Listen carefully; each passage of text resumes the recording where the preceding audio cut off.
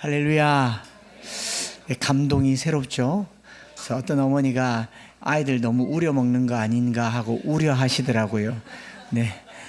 사랑은 아무리 우려도 우려가 되지 않습니다. 그렇죠?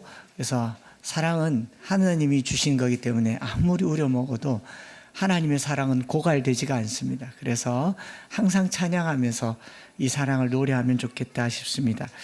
욥기 말씀을 가지고 변남용용 11번째 말씀을 나누도록 하겠습니다. 지난주에 저와 여러분들은 욥기 28장 본문으로 고난과 지혜에 대해서 말씀을 전했습니다. 욥과 이 세 친구들이요, 극심한 고난 가운데, 죄송합니다. 잠시, 뭐가 넘어지길래 그분이 다녀가셔서. 극심한 고통 가운데 욥과 세 친구들이 이 고난, 고통의 문제를 이해하기 위해서 자기가 가지고 있는 모든 경험과 지식과 정보들을 다 쥐어짜서 고통의 문제를 해석하고 설명해 왔습니다. 욥기 1장부터 읽어보면 틀린 말도 별로 없지만, 그러나 또 맞다고 보기에는 이 서로에게 너무 깊은 상처를 줘요. 틀리지 않은데 말은 맞는 말인데 기분 나쁜 말들 있죠. 우리 아이들 엄마가 하는 잔소리 전혀 틀린 말이 아니에요. 공부해라, 일찍 자라, 씻어라, 정리해라. 틀린 말이 아닌데 기분이 나빠요. 욥기 1장부터 계속 그런 이야기들이 진행됐죠. 서로를 향한 삿대질이 커졌고, 욥이 당하는 고난의 이유를 찾아 헤매는 동안 이 상처의 골이 깊어졌을 때에 욥은 이제 더 이상 고난의 이유를 찾는 것, 무슨 죄 때문이든지 하나님 무슨 이유 때문이든지 이런 것을 찾기 위해서 애를 쓰는 세 친구들과의 이 논쟁의 물꼬를 새로운 주제로 전환시키는 장이 28장이다. 이리 말씀드렸습니다. 28장에 와서야 비로소 수면 위로 부상하는 큰 주제가 고난보다는 고난당할 때 우리가 얻는 지혜에 대한 이야기를, 그래서 욥기는 잠언 전도서와 함께 지혜 문학이라고 얘기를 하거든요. 그래서 지혜라는 단어가 잠언 다음으로 제일 많이 나오는 것이 욥기입니다.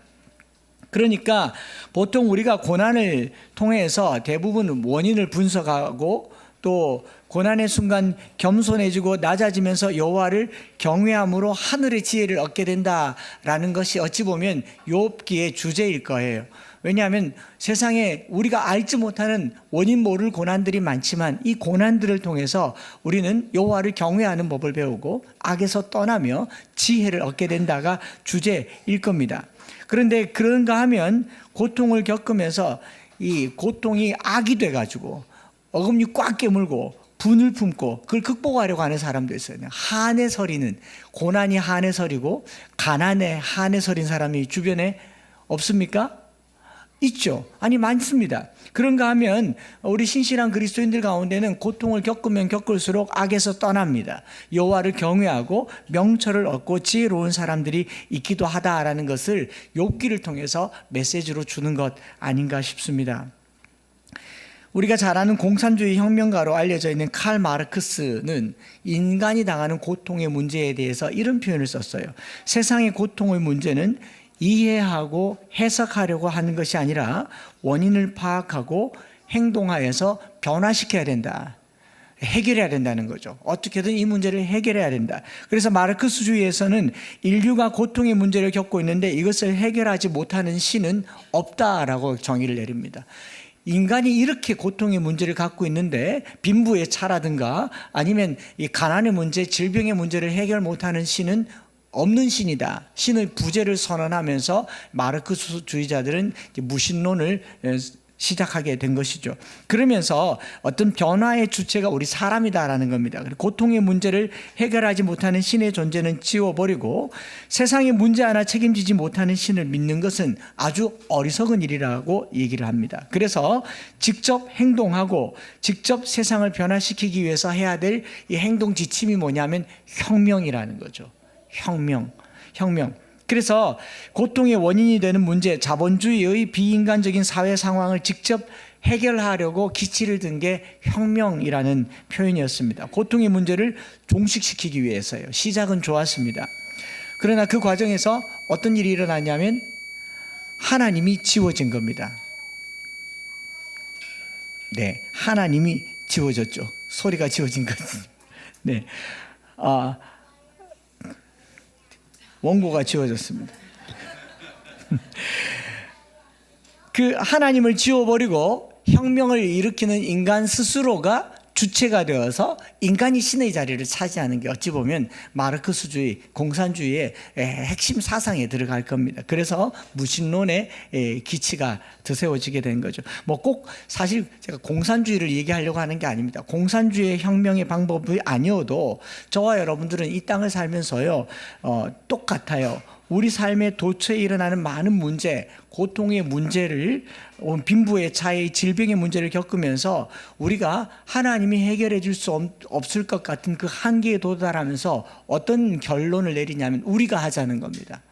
무한도전에 이르는 거죠. 그래서 불사에 이르는 생명, 영원한 생명을 우리가 얻어내자, 불로장수하자, 혹은 사회적인 문제를 인간이 해결하자. 이거는 이 다 마르크스적인 주의적인 인본 사상에서 나온 것들이 될 수 있다라는 겁니다. 그래서 인간들이 이 문제를 해결하기 위해서, 변화시키기 위해서 적극적으로 행동하는 동안 우리는요, 서서히 오랜 시간 동안 하나님을 지워왔습니다. 하나님을 역사 속에서 그냥 삭제시키는 노력들이 인간이 앞장서서 세상을 낮게 만들어 버리려고. 제가 이 말씀 준비하면서 어린 시절에 불렀던 찬양이 생각나더라고요. 오라 우리가 세상을 변화시키자. 우리가 언제 세상을 변화시킨 적이 있습니까? 하나님이 하셨죠. 여기 아주 오류가 생기더라고요. 기독교인들이 신앙을 앞세워서 정부를 바꾸려고 해요. 정책을 바꾸려고 합니다. 신앙의 이름으로 세상을 변화시키려고 하는데, 여기 진짜 주의해야 될 것이 무엇인가 하면 그 속에 마치 내가 하나님인 것처럼, 내가 해야 이 일이 일어날 것처럼 하는 그런 행동 지침은 없어야 합니다. 제가 지난주 중에도 그런 얘기를 들어서, 우리가 이렇게 싸워왔기 때문에 대구에 이런 문제가 없어지지 않았느냐. 하나님이란 단어가 없어졌더라고요. 이게 마르크스 사상이랑 전혀 다르지 않습니다. 우리가 반공사상을 아무리 배웠어도 우리 안에는 인간이 하나님이 되려고 하는 시도가 꽤나 많이 도사리고 있다는 겁니다. 여러분, 성경에요, 마땅히 전쟁 나가야 할 상황에서도요, 여호수아든지 다윗이든지 하나님께 꼬박꼬박 물어요. 싸울까요? 아니, 기다려. 싸울까요? 나가. 항상 하나님의 직접적인 명령과 선언 아래서 인간이 움직였고, 그 결과는 하나님의 뜻대로 되는 것이었습니다. 우리가 한 게 아니었다고. 하나님의 성경에 자주 말해요. 이 전쟁은 너희가 할 것이 없다. 너희는 가만히 있어. 내가 하나님 됨을 알지어다. 그래서 우리는 때로는 기다리기도 하고 기도하기도 하고, 어떨 때는 느닷없이 달려나가야 될 때가 있는가 하면 어떨 때는 끝까지 침묵해야 될 때가 있고, 어떨 때는 소리쳐야 될 때가 있고, 어떨 때는 그냥 걷기만 해야 될 때가 있습니다. 철저히 하나님을 앞세우고자 하는 행동을 우리는 기도라고 얘기해요. 너무너무 중요하잖아요. 우리가 뭔가를 해야 세상이 바뀔 거라는 어리석은 생각 속에 나타나는 거예요. 기도하셔야 됩니다. 하나님이 하라 할 때까지, 하나님이 행동하라 할 때까지 그 뻔한 여리고를 왜 한 바퀴만 돌고 안 무너뜨리고 엿새 동안 돌고 일곱째 날에는 그 주구장창 여러분, 여리고성 7바퀴 도는 게 안 쉬워요. 더구나 할례 받고요.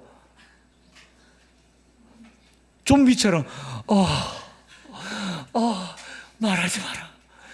계속 이래 걸어야 되는데, 이 어리석은 행동을 하나님께서 요구하실 때가 있습니다. 여러분, 인류 역사의 주관자는 하나님이십니다.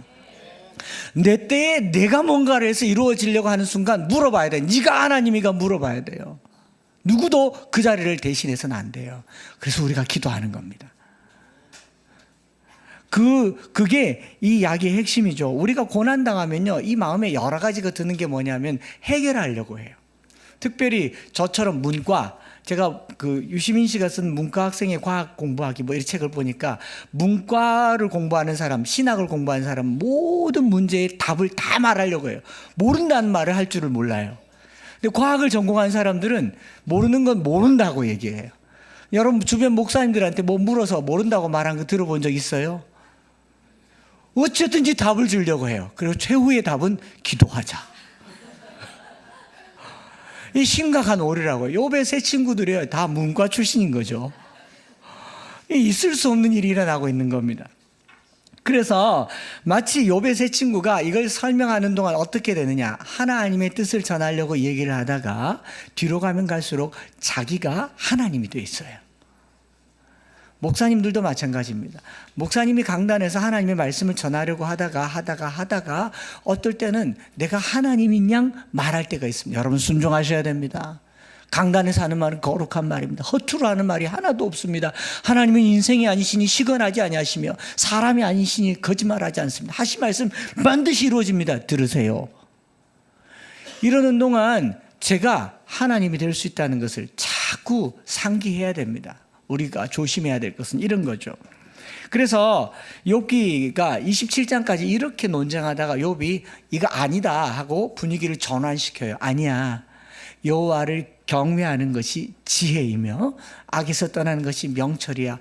고난은 죄와 또 의의 문제가 아니고 삶의 과오에 대한 결과이기보다 지혜의 문제야 하고 이 국면을 전환시키는 것이 28장이다 라고 얘기를 했습니다. 그래서 오늘 저와 여러분들이 살면서 고난을 통해 얻는 지혜는요, 여호와를 경외하는 겁니다.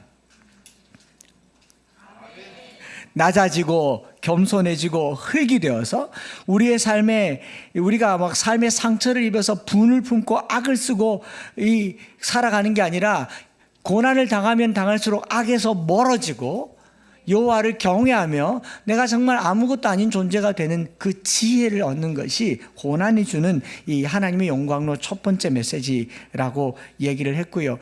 그 지혜는 제가 지난주에 조금 뒤에 남은 부분들을 더 말씀드리자면 이 지혜라고 하는 것은 상당히 유동적이에요. 사람이 언제든지 지혜로울 수 있으나 한순간에 어리석어질 수도 있는 것이 바로 지혜입니다. 영구히 소유할 수 있는 게 지혜가 아니라고. 여러분들이 가끔 가다가 저 사람 전에는 괜찮았는데 그 시간이 지날수록 왜 이렇게 되나, 저 목사님 젊은 시절에 괜찮았는데 나이가 드니까 변하더라, 사람은 오래 살아봐야 된다라고 하는데, 하나님이 주시는 지혜와 은혜는요 상당히 유동적이에요. 갈아타기 하는데 아주 선수십니다. 순간 떠날 수 있어요.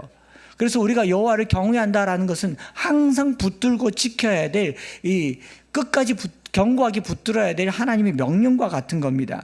지혜는요 타고나는 게 아닙니다. IQ가 좋아서 되는 게 아니에요. 여러분들이 저보고 에이 목사님은 총명해 보이죠? 아니라고요. 제 아내가 항상 저보고 당신은 뭐 설교하는 거 말고 할 줄 아는 게 많거든요. 그 국물 좀 흘렸다고 그렇게 어리석은 사람 될 줄 몰랐어요. 그런데 살다 보면 그렇게 투철하던 삶도 어리숙해질 수가 있다라는 겁니다. 하기로 얻는 것이 지혜도 아닙니다. 지혜롭다가도 한순간 어리석어져요. 왜냐하면 지혜는 하나님이시기 때문에, 그리고 하나님이 주신 영이기 때문에, 그래서 루아흐 엘로힘이라고 하죠. 하나님의 영이 지혜이기 때문에 하나님의 영은 우리에게 늘 함께 하시기를 원하지만 우리가 밀어내면 그냥 떠나세요. 인격적인 분이시기 때문에. 지혜가 우리를 소유할 수는 있지만 우리가 지혜를 사유화시킬 수 없다. 성경의 대부분이 그렇습니다. 성경에 사울이라고 하던 사람, 왕이 됐을 때 지혜로웠습니다. 현명했어요. 판단이 선명했습니다. 그러나 지혜가 떠나가니 악신이 그를 부리지 않습니까? 노아, 아브라함에서 야곱, 삼손, 성경의 많은 인물들 한때 지혜로웠으나 그 마지막에 지혜가 떠나는 경우가 있어요. 그렇기 때문에 우리가 특별히 고난을 통해서 얻게 되는 것은 항상 지혜를 추구하라라고 하는 하나님의 메시지로 우리는 더 여호와를 경외하며 더 낮아지며 악에서 떠나는 것이 바로 지혜의 길이다라고 하는 것이 바로 지혜와 고난의 메시지입니다. 그래서 서두에 말씀드린 것처럼 고난을 당하면 마르크스주의에서 말하는 것처럼 고난의 문제를 해결하기 위해서 인간적인 수단을 쓰기보다 첫 번째로 겸손해져야 돼요.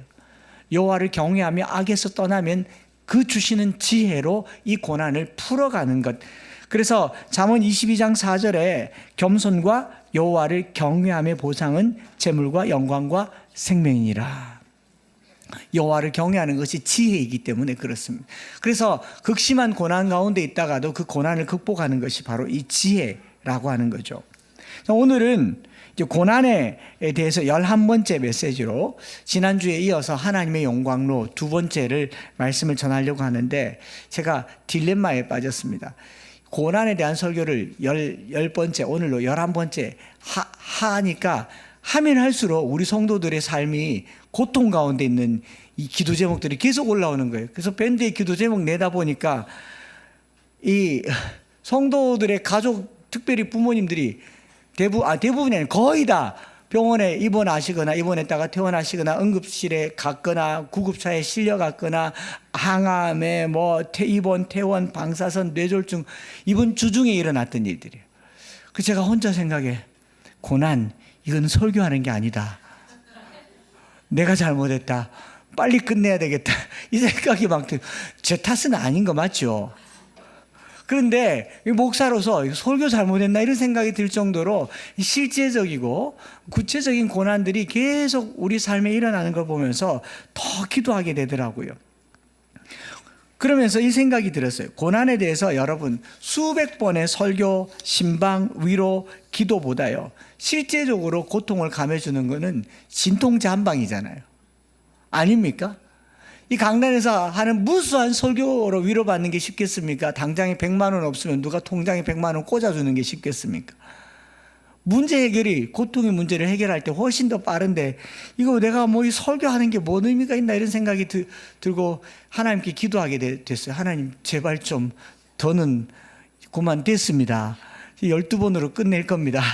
그 다음에는 기기감찬순할 거예요. 기뻐하는 일 많아지기를 바랍니다. 무슨 말이냐면 고난을 계속 얘기하면서도 참 하나님을 찾기가 어려운 거죠. 고난 가운데 있으면서도 하나님은 유난히 잘 안 보이는 게 고난의 특징이잖아요. 욥이 하나님을 저 끝자락에 가서야 만나지 않습니까? 우리 인류 역사 속에서 홀로코스트라고 들어보셨죠? 1933년도부터 43년도에 2차 대전 중에 나치 독일 정권이 이 동맹국과 협력하면서 600만 명의 유럽에 있는 유대인들을 대량 학살을 했죠. 그냥 이 제도적으로 탄압하고 조직적으로 학살한 사건을 홀로코스트라고 하는데 이 홀로코스트를 겪으면서 아우슈비츠 수용소가 제일 컸고 여러 곳에 수용소들이 있었는데 그런 수용소에서 자기 동족들이 죽어나가는 모습을 보면서 굉장히 많은 유대인들이 무신론자가 되었습니다. 무신론자가. 가장 잔인하고 끔찍한 인류 역사상에 이와 같은 일이 있을까 싶을 만큼 가장 잔인한 일이 일어났잖아요. 얼마나 잔인한지 그냥 수레에다가 시체를 막 실어다가 갖다가 버리고 던지고 태우고 서로가 서로를 시체를 끌어다가 죽이는 이런 끔찍한 일이 일어나는 동안 유대인들은 하나님은 없다라는 결론을 내리게 됩니다. 무신론자가 돼요. 유대인들이야말로 역사 속에서 철저한 유일신 신앙을 가졌고 야훼 신앙을 가졌는데 이 한 사건이라고 하기에는 너무 큰 사건이 그들로 하여금 하나님을 떠나는 일이 일어나게 되는 겁니다. 그야말로 하나님이 계시지 않는, 하나님이 계시다면 그렇게 둬서는 안 될 그 일이 일어난 것이 않습니까? 잔혹하고 끔찍한 현장이었습니다. 고난당한다고 생각할 때요, 우리도 마찬가지예요. 극심한 고난 가운데 있을 때, 이게 도저히 해결되지 않을 때, 도저히 하나님을 찾을 수도 만날 수도 없을 때 하나님이 때로는 너무 깊게 침묵하시고 너무 깊게 외면하시고 너무, 욥이 말하잖아요. 앞으로 가도 뒤로 가도 좌로 가도 우로 가도 하나님이 안 계시다라고 얘기하지 않습니까? 이럴 때 우리는 하나님이 없다라는 결론에 도달할 수밖에 없습니다. 여러분, 하나님 전능하시고 선하시고 능력 많으신 분이십니다. 맞죠? 그러므로 우리가 어떤 고난 가운데 있을 때 우리의 고난의 문제를 친히 해결해 줄 수 있는 분이 하나님이십니다. 그런데도 불구하고 여전히 고통 가운데 있다면 이 신은 버려야 되죠. 이게 우리 기독교가 갖는 제일 큰 딜레마잖아요. 하나님은 전능하시고 하나님은 선하신데 왜 우리를 고통 가운데 두시며 심지어는 고통 가운데 두시면서 아무 말도 안 하시는가? 왜 이렇게 침묵하시는가? 이게 기독교가 다른 종교보다 더 심각하게 해석하기 어려운 고난의 문제가 이런 거라는 겁니다. 다른 종교에서의 고난은요, 조상의 업이다, 열반에 이르는 과정이다, 그리고 신의 뜻이다, 그럼 끝이에요. 신이 가혹하다. 근데 우리 신은 가혹하지가 않잖아요. 아들까지 내어주신 분이 왜 우리를 이토록 이 상황에 던져두시는가? 우리의 고통 가운데 하나님은 없다가 결론이 되어버린 거죠. 욥기는 28장 이후로 극심한 고통 가운데 친구들의 위로는커녕 정죄까지 받게 되니까 이 하나님의 존재에 대한 뿌리 깊은 회의가 나타나게 되고, 그래서 29장부터 31장까지는 자주 섞인 독백을 합니다. 29장에는 과거 이야기를 해요. 그때는 이란 말을 쓰면서 내가 옛날에는 참 좋았는데, 옛날에는 전능자가 나와 함께 했는데, 옛날에는 하나님이 이렇게 복 주셨는데, 그러다가 30장에 와서는 그러나 지금은 완전 개털됐네, 이런 이야기예요. 하나님이 나를 버리셨구나. 30장 19절과 20절에 보면 하나님이 나를 진흙 가운데 던지셨고 나를 티끌과 재 같게 하셨구나. 내가 주께 부르짖으나 주께서 대답하지 아니하시오며 내가 섰사오나 주께서 나를 보지 아니하시나이다. 하나님이 없다라는 결론이죠. 이 31장으로 한 장 더 넘어가 보면 이제는 이 가정법의 형태를 통해서 만일 내가 진짜 잘못했더라면 천벌을 받는 게 맞다. 만일 내가 잘못했더라면 이게 맞다. 그러나 나는 그렇지 않다. 또 억울함을 호소해요. 그 결론은 뭐냐? 하나님 진짜 계세요? 욥의 이야기인 것 같지만 우리에게도 예외 없이 하나님의 존재에 대한 회의가 드는 어떤 지점이 바로 이 지점일 것 같습니다. 고난이 극심해지고 해결되지 않은 고난이 계속 이어질 때, 이 탄식이 이어지자 듣고 있던 엘리후가 32장부터 37장까지 이 전체 내용을 종합해서 자신의 이야기로 제3자의 표현으로 정리를 하고, 이 또한 틀린 말은 아니에요. 그러나 결론적으로 38장 이후로, 욥기 38장 이후로 하나님이 말씀하시죠. 하나님을 만나게 되면서 이 앞에 있던 모든 대화는 사라지게 됩니다. 무용한 게 돼요. 하나님의 말씀 이후로, 하나님을 만나는 이후로 모든 궁금증이 해소되고 비로소 인간의 무수한 말소리가 잠재워지는 지점이 38장부터 41장까지죠. 하나님이 비로소 말씀하십니다. 즉 정말 하나님이 없을 것 같을 때, 느껴지지 않을 때, 만날 수 없다 싶은 그 끝자락에 가서야 하나님이 한마디 하시면 그동안 가졌던 무수한 의심들은 한순간에 사라지게 될 줄 믿습니다. 결국 우리 인생은요, 하나님을 만나고서야 모든 것을 해결할 수 있습니다. 하나님을 궁극적으로 만나지 않은 인생에 대한 모든 해석은 그냥 인간의, 요즘 젊은 사람들 쓰는 표현으로 쌉소리일 뿐인 거죠. 아무 소리도 아니라는 거예요. 그래서 욥이 고난의 때에는 하나님이 어디 멀리 가고 안 계신 줄 알았는데 하나님이 말씀하신 걸 들어보니까 다 지켜보고 계셨어요. 또 욥과 세 친구가 대화할 때 하나님 안 듣고 계시는 줄 알았는데 다 듣고 계셨던 거예요. 오늘 이 순간에도, 지금 이 순간에도 하나님이 없는 듯 고통과 고난이 나를 짓누를 때에도 하나님은 우리와 함께 하십니다. 우리 속에 계시고 하나님이 입술을 열으셨을 때는 그 순간 그 자리에 내가 있었다라고 말씀하시는 하나님을 만나게 되기를 바랍니다. 그래서 하나님께서 포화와 같이 막 쏟아부으시면서 욥의 입을 틀어막고 계시잖아요. 그러면서도 하나님 말해요. 야, 38장에 너는 대장부처럼 허리띠를 묶고 말해봐. 또 40장에 와서도 대장부처럼 허리띠를 묶고 말해봐. 이게 말하란 말이에요? 주둥이 꾹 닫으란 말이에요? 아니, 주둥이가 표준말로 입 꾹 닫으란 말이에요? 입 꾹 닫으란 말이죠. 저희 집 아이들이 사춘기 겪으면서 아빠인 책에서 제일 듣기 싫어하는 단어를 얘기하더라고요. 알아? 엄마가 얼마나 고생하는지 알아? 아빠가 새벽부터 얼마나 열심히 사는지 알아? 지금까지 어떻게 살아왔는지 네가 알아? 하나님이 너를 얼마나 사랑하는지 알아? 아이들이 와 화를 내요. 그 모르는 건 아닌데 기분이 나쁜 거죠. 욥에게 계속 쏟아부어요. 그 많은 말 중에 욥이 중간에 딱 한 번 대답하죠. 4절과 5절에 40장에 보소서 나는 비쳐나오니 무엇이라 주께 대답하리까? 손으로 내 입을 가릴 뿐이로소이다. 내가 한 번 말하였사온즉 다시는 대답하지 않겠습니다. 하나님 입을 꼭 닫겠습니다 하고 입을 쑥 닫아버리잖아요. 여러분, 하나님의 말씀은요, 하나님이 한번 말씀을 말하시면 내가 어떤 존재인지 내 위치를 정확하게 알게 해줍니다. 하나님이 말씀하실 때 우리를요, 신학자나 철학자처럼 대하는 게 아니라, 제가 이 말씀 보면서 하나님 너무하는 거 아니가? 여기 막 보면 트집 잡는 자, 전능자와 다투겠느냐, 하나님을 탓하는 자라고 얘기하는데 자세히 읽어보면요, 하나님이 욥을 철학자나 신학자로 대하는 것이 아니라 어린아이처럼 대하고 있어요. 너 정말 모르는구나. 정말 아무것도 모르는구나. 이제까지 살면서 이거 몰랐니라고 계속 물어대는 거예요. 이렇게 이쯤 오면요, 하나님의 말씀은 우리를 내가 어떤 위치에 있는지를 정확하게 알려줍니다. 하나님 자리와 우리 자리의 차이를 알아내는 거죠. 여러분, 욥이 하나님을 경외하지 않은 게 아니에요. 하나님의 주권을 부인한 것도 아닙니다. 의롭고 순전하여서 악에서 떠났고 하나님께서도 욥을 자랑했습니다. 그렇지 않습니까? 그러나 아무리 의로운 욥이라도, 아무리 흠없는 욥이라도 하나님 앞에서는 뭡니까? 아무것도 아닌 존재라는 거죠.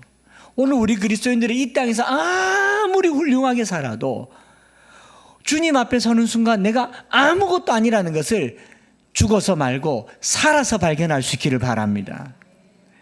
그래서 욥이 말하잖아요. 나는 비천하오니, 하나님, 나는 비천하다. I'm unworthy라고 얘기해요. 나는 진짜 값어치 없는 사람입니다. 나는 쓰잘데기 없는 존재가 납니다. 우리가 2주 전에 말했잖아요. 우리가 정말 구더기이고 벌레이고 흙이었다고 얘기하지 않습니까?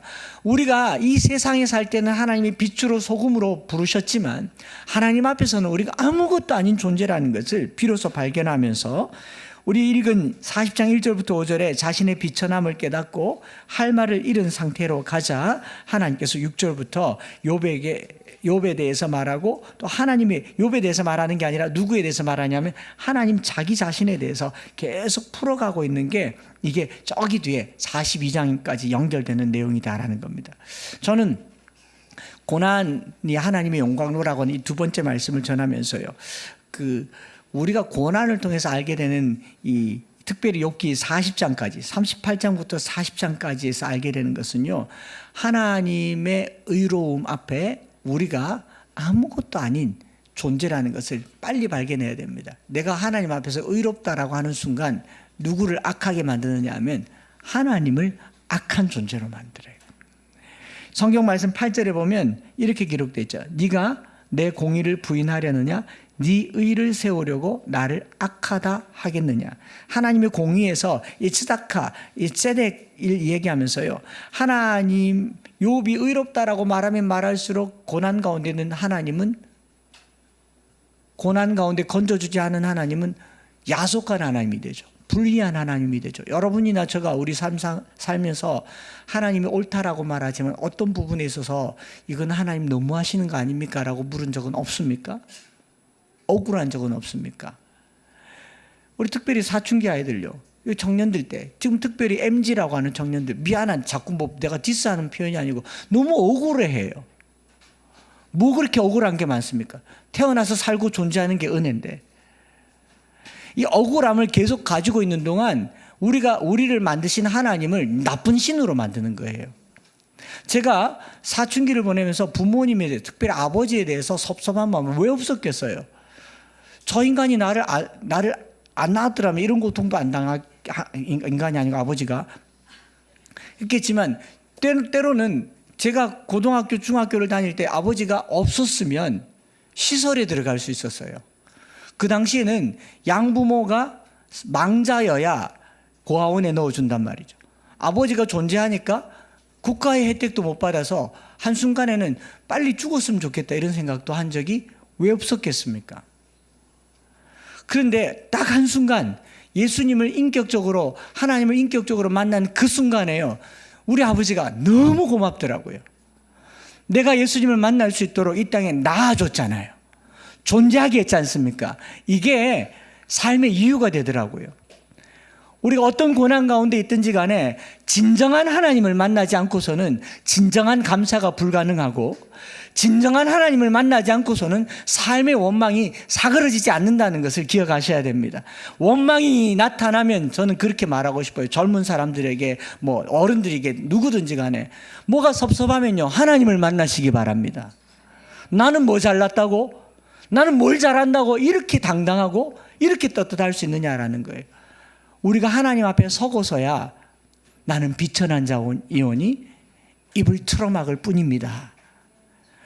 고난은 우리가 참 비천한 자라는 걸 알게 해줘요. 제가 목회자로서 이런 생각합니다. 누가 막 설만하게 막 당당하게 하면 속으로 절대로 입 밖으로 내지 않아요. 오늘 내겠네요. 아직 멀었다. 삶의 질고가 찾아와 봐야 우리가 겸손해져요. 겸손해져요.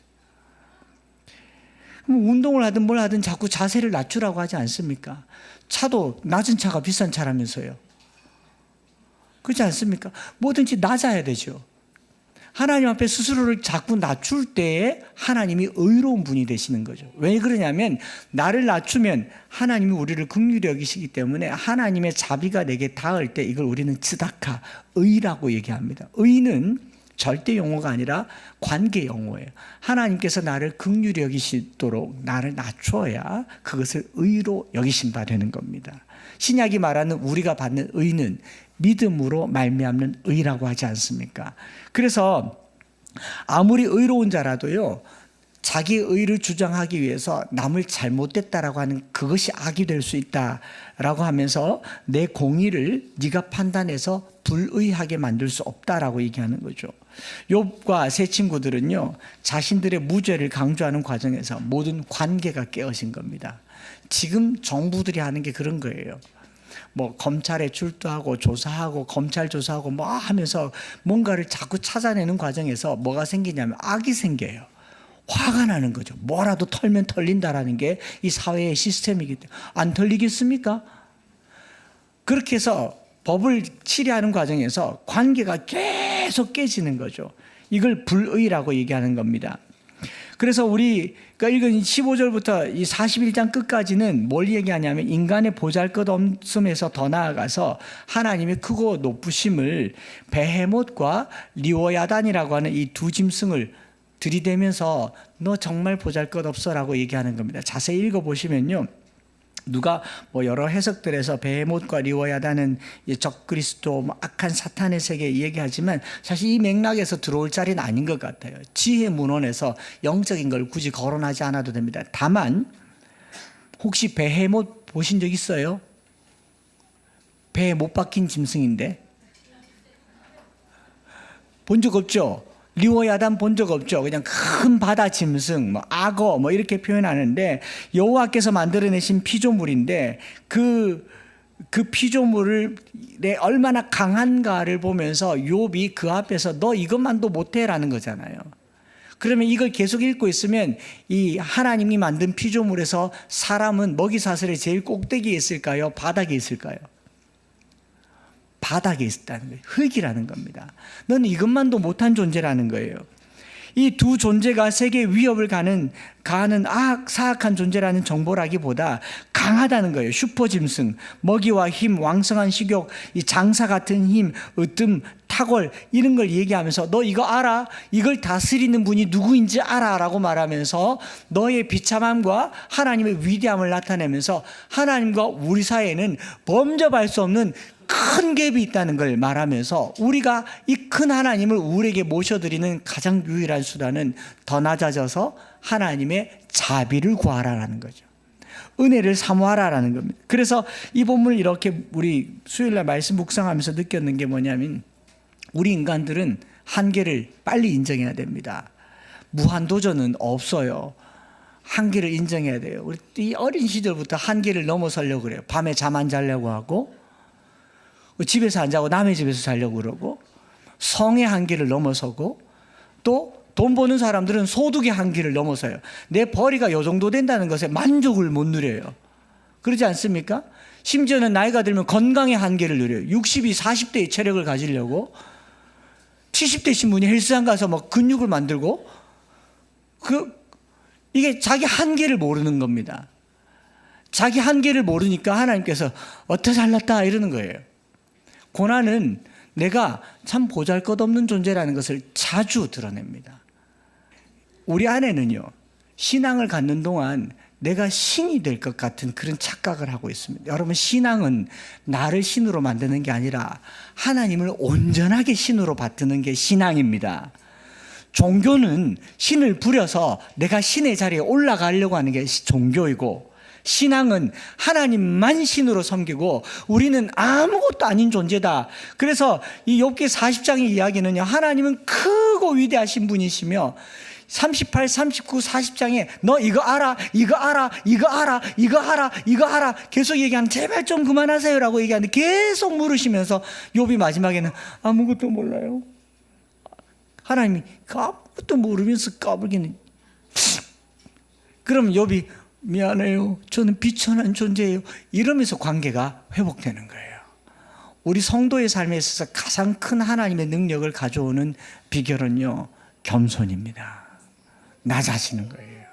저와 여러분들이 한 주간 지내면서요, 이 겸손의 덕에 이르기를 바랍니다. 그러면서 이 목적을 이제 오늘 이제 이야기하려고 한 건 아닌데 결론 부분인데요. 고난은 우리 인간의 초라함과 하나님의 위대하심을 나타내는 이다라고 하는 그 전체에서 목적론적 해석을 한다라는 겁니다. 폴 트루니에라고 하는 이 신학자가 창조적인 고통이라는 표현을 썼어요. Creative Suffering이라는 표현을 쓰면서 하나님은 고통을 통해서 당신의 창조적인 능력이 어떻게 드러나는지를 보여주신다. 상실, 고통, 사별, 손실과 창조성 사이에 어떤 관계가 존재한다라고 얘기하면서 하나님은 좋은 일을 통해서만 역사하시는 것이 아니라 인간이 겪는 다양한 고통을 통해서도 창조적으로 일하시기 때문에 하나님은 창조주가 되신다는 거예요. 지금 창세기 38, 39, 40장이 그걸 말하는 거예요. 이거 다 내가 만들어서 저 짐승들은 알지 못하는 섭리가 내게는 있어.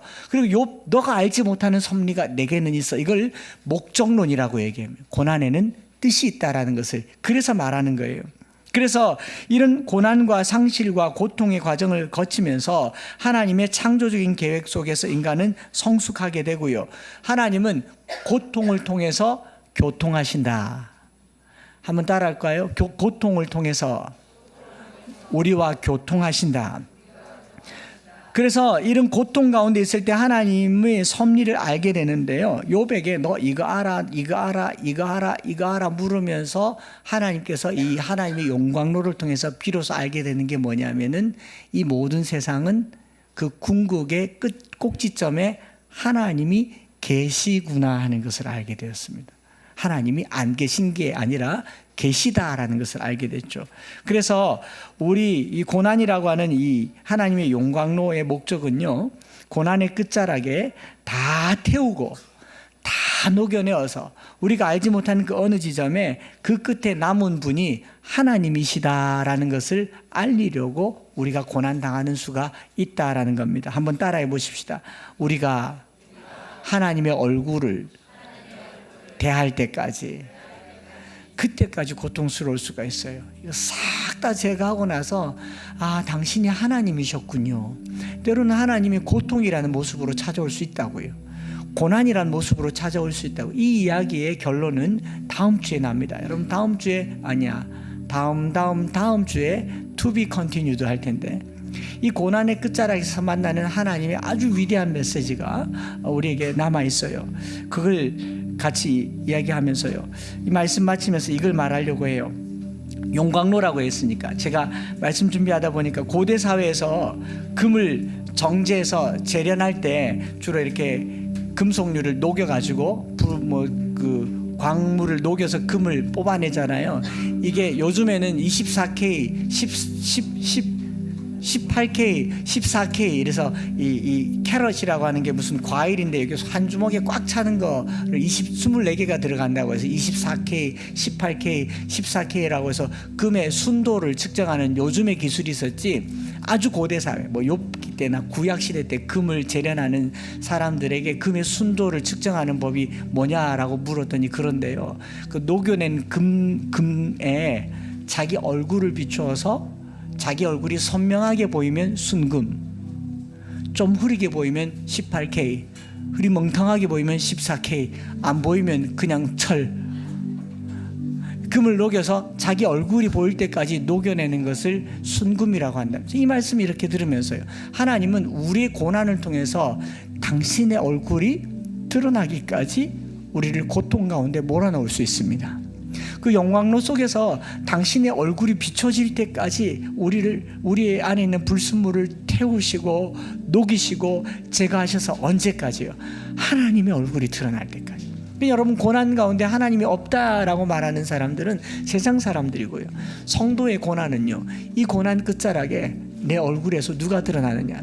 하나님이 드러나요. 그래서 세상 사람들이 고난을 당하면요, 고난의 흔적이 남아요. 섀도우가 남는다고요. 근데 성도가 고난을 당하면요, 하나님이 남습니다.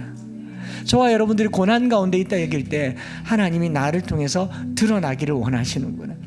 제가 최근에 느끼는 대부분의 피드백이 그래요. 저를 보고 은혜를 받았다고 얘기하지 않고 저를 통해서 하나님을 만났다고 얘기하지 않습니까? 제 인생에 하나님이 묻어 계시다는 것을, 여러분, 우리가 고난 당하면요, 하나님의 얼굴이 드러날 때까지 태우시고 녹이시고 낮추신다는 것을. 그래서 고난은 하나님을 드러내는 거울이 되는 겁니다. 순결하게, 순도 높게 하나님이 드러날 때까지. 그래서 하나님은 그 고난에 함께 하세요. 잘 보세요. 다니엘의 사자굴 밖에서 다니엘을 건져낸 게 아니라 다니엘의 사자굴 속에 들어가셔서 자기를 나타내셨습니다. 새 친구들의 풀무불 밖에서 불을 꺼주신 분이 아니라 풀무불 속에 함께 들어가셔서 그들 속에 네 번째 계시는 그 존재 하나님으로 나타나셨어요. 우리가 고난당한다 생각할 때 내 곁에 하나님이 계셔서 그분이 하나님이라는 것을 드러내는 것이, 이게 시편 23편입니다. 내가 사망의 음침한 골짜기로 다닐지라도 해를 두려워하지 않을 것은 주께서 함께 하심이라. 한 주간 동안 하나님과 동행하시고 고난이 깊다 생각할 때 이분이 하나님이시겠거니, 이분이 하나님이신고 나를 통해서 하나님을 드러내시겠거니 그리 믿으시기를 바라면서 우리 이 찬양 드리면 좋겠어요. 철저히 무너진 삶 속에서 하나님 나에게 역사하시고, 하나님 나에게 역사하시고 믿음의 시선을 허락하사 주를 주목하게 하시네. 때로는 견디기 힘들 때도 하나님 언제나 함께 하시며 은혜와 진리의 성령 주사 주만 바라보게 하시네. 내가 봅니다. 영원한 주를 봅니다. 나만 보는 게 아니고요, 사람들이 나를 통해서 하나님을 보는 이 고난의 시간들이 되기를 바랍니다.